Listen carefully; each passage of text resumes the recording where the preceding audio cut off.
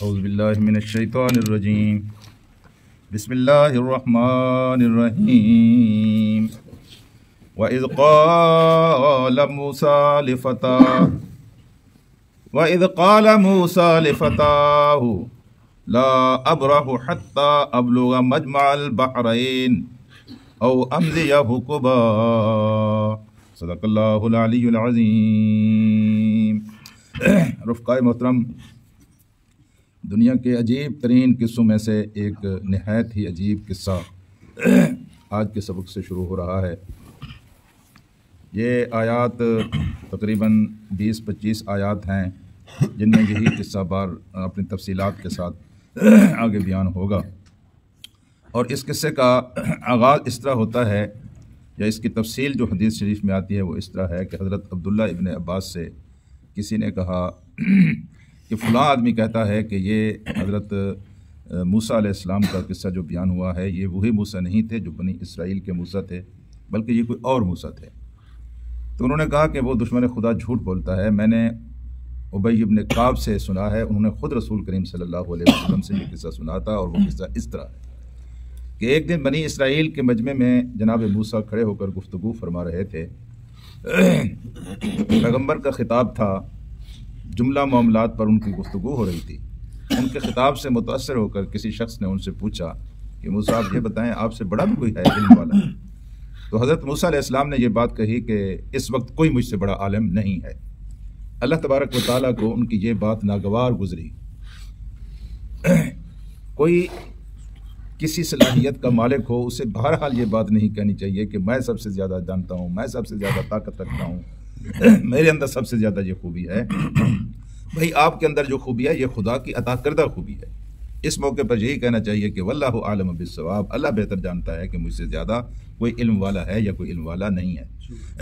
تو انہوں نے چونکہ یہ بات کہی اور اللہ تعالیٰ نے ان کو دکھایا اور ان کو بتلایا کہ موسیٰ یہ بات آپ نے ٹھیک نہیں کہی ہے، ہاں جی، آپ سے بڑا بھی یہاں علم والا کوئی موجود ہے۔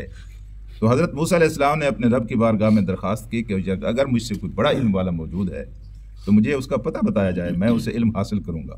یہاں سے یہ ظاہر ہوتا ہے کہ طلب علم کتنا اہم ہے اور کتنا ضروری ہے کہ اگر نبی بھی اس کی ضرورت محسوس کرے تو وہ کہتا ہے کہ میں اس کے لیے سفر کروں گا۔ چنانچہ اللہ تبارک و تعالیٰ نے وحی فرمائی کہ اگر تو اس سے ملنا چاہتا ہے تو اس طرح کر کہ ایک جگہ ہے یہاں قریب تر یا بعید تر جہاں دو دریا آپس میں ملتے ہیں، وہاں چلا جا اور وہاں تجھے اس آدمی سے ملاقات ہو جائے گی جو آدمی تجھ سے زیادہ علم رکھتا ہے۔ چنانچہ انہوں نے تیاری فرمائی اور انہوں نے اپنے ساتھ اپنے غلام کو لیا جن کو حضرت یوشع علیہ السلام کہا جاتا ہے۔ یہ ان کی خدمت پر بھی مامور تھے اور ان کے شاگرد بھی تھے، بعد میں ان کے جانشین بھی ہوئے، کئی پشتوں سے حضرت یوسف علیہ السلام کی اولاد میں سے تھے۔ انہوں نے سامان سفر کے طور پر ایک مچھلی بھنوائی اور اس کو بھی ساتھ لیا، اور اللہ تبارک و تعالیٰ نے فرشتے کے ذریعے بھی یہ بات کہہ دی تھی کہ جہاں یہ مچھلی بھنی ہوئی مچھلی زندہ ہو کر دریا کے اندر چلی جائے یہ وہ نشانی ہے کہ یہاں پر آپ کو یہ آدمی ملے گا۔ چنانچہ اس مچھلی کو لے کر اور اس شاگرد کو لے کر یہ چل پڑے، اور انہوں نے یہ فیصلہ کیا کہ چاہے مجھے سینکڑوں سال تک یعنی کئی سال تک بھی اگر چلنا پڑا تو میں چلتا رہوں گا، لیکن میں یہاں ان کی ملاقات ضرور کروں گا۔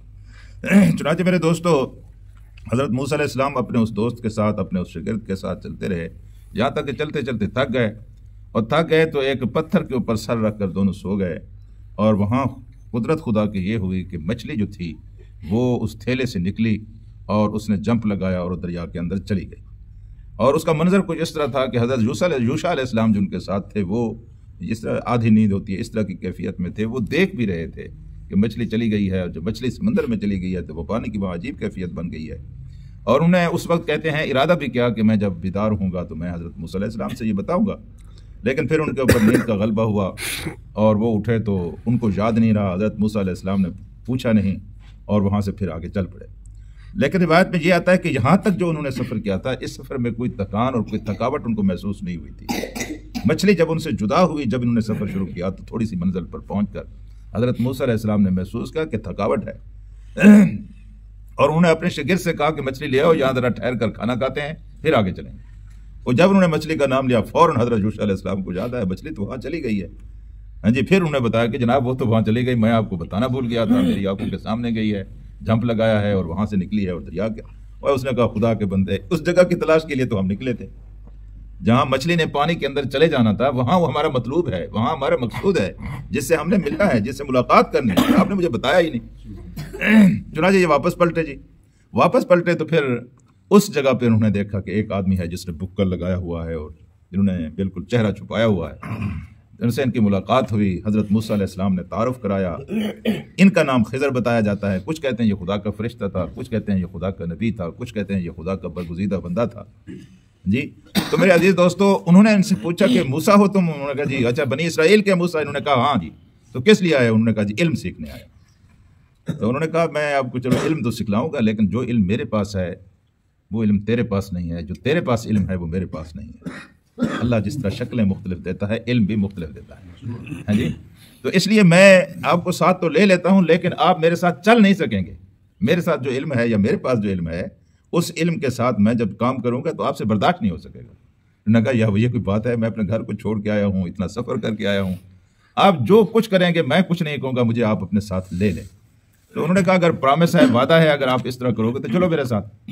تو یہ وہاں سے پھر چل پڑے۔ سب سے پہلے یہ ایک کشتی کے اوپر سوار ہوئے، اور کشتی کے اوپر سوار ہوئے تو اس کشتی کے اندر حضرت موسیٰ علیہ السلام نے دیکھا کہ خضر علیہ السلام خود ایک سوراخ نکال رہے ہیں، چیخ اٹھے۔ انہوں نے کہا خدا کے بندے خود بھی ڈوبو گے اور ساری مخلوق کو یہاں سارے غرق ہو جائیں گے، یہ آپ کیا کر رہے ہیں؟ تو حضرت خضر نے کہا میں نے کہا نہیں تھا کہ تم میرے ساتھ نہیں چل سکو گے۔ انہوں نے فوراً کو یاد آ گیا، انہوں نے کہا جی بس ایک دفعہ اور مہلت دے دیں، دوبارہ میں کوئی سوال نہیں کروں گا۔ چلو انہوں نے کہا اس طرح سے آگے گئے تو پھر انہوں نے دیکھا کہ لڑکے کھیل رہے ہیں، ایک خوبصورت سا بچہ ہے۔ انہوں نے حضرت خضر علیہ السلام نے اس کو پکڑا، اس کا سر اکھیڑ دیا، اس کو قتل کر دیا۔ کوئی ایک نفس ذکیہ کو آپ نے قتل کر دیا ہے، اس کی تو کوئی منطق نہیں بنتی، اس کا کیا جواز بنتا ہے؟ حضرت موسیٰ علیہ السلام سے حضرت خضر نے کہا کہ میں نے کہا نہیں تھا کہ تم میرے ساتھ سفر نہیں کر سکو گے، ہاں جی، پھر تم نے بے صبری کی۔ انہوں نے کہا چلو ایک موقع اور دے دیں۔ پھر ایک موقع اور ان کو دیا گیا، اور حضرت موسیٰ علیہ السلام کے ساتھ خضر علیہ السلام جب آگے بڑھے تو انہوں نے دیکھا ایک بستی میں گئے، ایک بستی میں جا کر انہوں نے کھانا طلب کیا، بستی والوں نے کھانا نہ دیا۔